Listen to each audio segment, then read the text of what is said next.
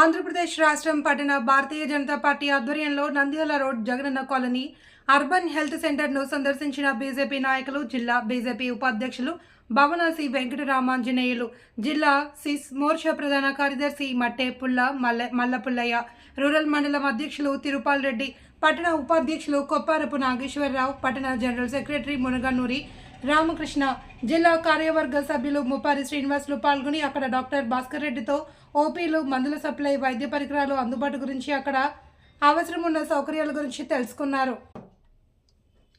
అంతేకాకుండా కరెంటు పోతే ఇబ్బంది ఉంది కావున ఇన్వర్టర్ అవసరం, హాస్పిటల్ చుట్టూ ప్రహరీ గోడ అవసరమని, హాస్పిటల్కు ప్రత్యేకంగా బోర్ లేదని, పబ్లిక్ ట్యాప్ వాటర్తో ఇబ్బందిగా ఉంది. అంతేకాకుండా పేదల సంక్షేమం కోసం ప్రభుత్వ గృహాలు ఏర్పాటు చేస్తే నిబంధనలకు విరుద్ధంగా కాలనీలో షాపింగ్ కాంప్లెక్స్ ఏర్పాటు అయినవి, వాటిని వెంటనే రద్దు చేయాలి అని సందర్భంగా తెలిపారు. భారత్ కింద ఇక్కడ హెల్త్ సెంటర్ను ఏర్పాటు చేయమని కేంద్ర ప్రభుత్వం నిధులతో ఏర్పాటైన ఈ హాస్పిటల్కు వైఎస్ఆర్ హాస్పిటల్ అని పేరు రాయడం జరిగింది. ఈ పేరును తక్షణమే మార్చి Ayushman Bharat hospital urban rural health centre అని పేరు మార్చాలని కూడా భారతీయ జనతా పార్టీ తరఫున డిమాండ్ చేస్తున్నాం.